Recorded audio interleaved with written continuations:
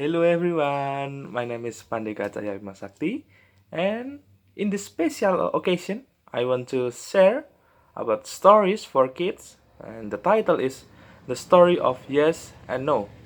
So, without any further ado, let's go to the story. The Story of Yes and No, written by Daniel Errico. Before words were words, a boy named Yes lived in a small village in a small kingdom. Yes was good at everything. He was the best, smartest, and most liked person in this village. Yes had a brother, his, and his name was No. No was jealous of his brother because he was not too much good at anything himself. Whenever the villager asked No for help, he refused because he didn't like people very much.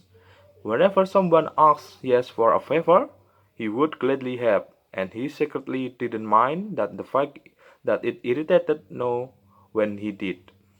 One day, Yes and No's father's okay went on a long journey, and he left his two sons in charge of all the animals. Yes took a good care of the great cock and the eggs and three-toed yolk.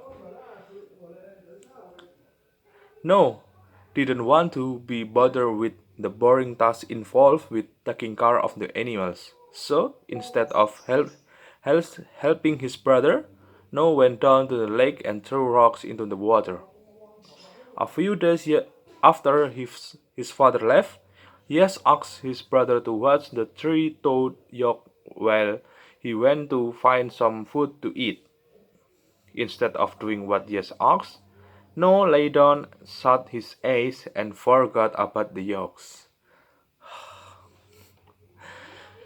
It just so happened that the king had a personal road nearby, and he traveled on it often. So often that when the three-toed yoke wandered onto the road, the king chariot was passing by and had to swerve to avoid hitting it. The king was thrown from his carriage and fell to the ground and hurt himself. The king demanded to know why a three-toed yoke had been allowed on his road and asked all the villagers for an explanation. Yes, always honest, so he told the king the entire story. The king thought for a moment, and then he came up with an idea that he was quite happy with it.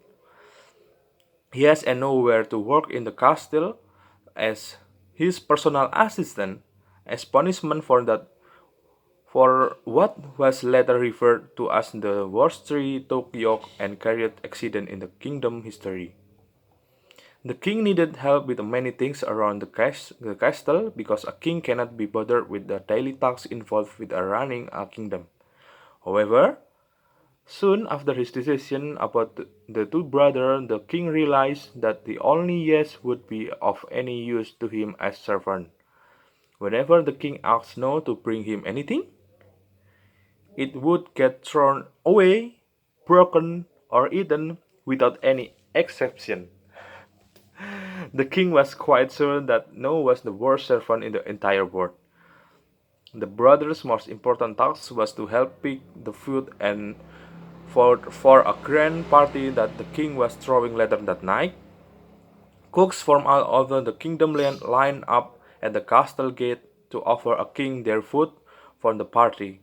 Of course, the king could not go and grab the food himself, so he asked yes and no to do it for him. The first cook came up the gate and yelled to the gatekeeper, I bring my delicious aquaberry pie for the king banquet. The king heard this and thought that aquaberry pie would be perfect for such an event, and he would love to eat the leftovers. He didn't want anything to happen to the aquaberry pie, so he yelled, Yes! Then he asked him to go to fetch it. The night cook stepped up to the gate.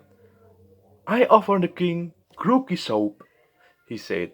The king didn't like crookie soup very much, and he knew just how to get rid of it. No!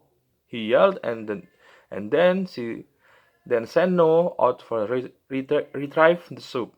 No dropped the soup before the king could even smell it. This went on for hours. If the king liked a dish, he would yell yes, and it would be included in the night feast. If he did not, everyone would hear a loud no, and the dish would be destroyed moment later by a servant with very bad attitude.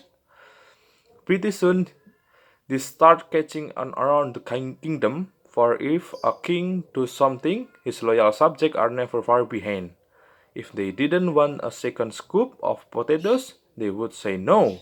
And if they liked what someone was offering, they would say yes. And ever since that day, in a small village, in a small kingdom, yes has meant yes, and no has meant no. This small kingdom also happens to be birthplace of yes and no cousin, please and thanks. But that is another story for another time, okay? Thank you very much. Wassalamualaikum warahmatullahi wabarakatuh. Bye bye.